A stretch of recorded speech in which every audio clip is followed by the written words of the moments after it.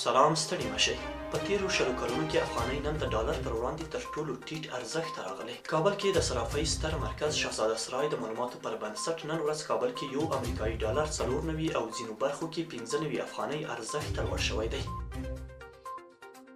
د مخکني ولسمشر محمد اشرف غني پخوانی حقوقي سلاکار او د ټاکنیز کمیسیون پخوانی مشر عبدالستار سعادت وایي چې په خېټه ماړه نه دي او د خوراک ډوډۍ نه لري، خو غوښتنه یې د یوې غټې اردو وي. نوموړي پر خپلې ټویټر پاڼې دا لیکنه د هغه غبرګونونو په ځواب کې لیکلې چې یو شمېر کسانو د بهرنیو چارو چارسمبال وزیر د کوچنۍ اردو پر څرګندونو نیوکې کړې وې او د یوې پراخه او سترې اردو غوښتنه یې کړې وه.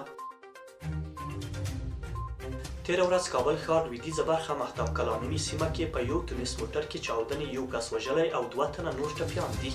مسؤلین وایي چې د چاودنې لامل د موټر دننه اورلګېدنه وه، خو په اړه یې راپلټنې کوي. پېښه کې وژل شوی کس حمید سیغاني نومېده چې د اریانا نیوز پخوانی کارمند و.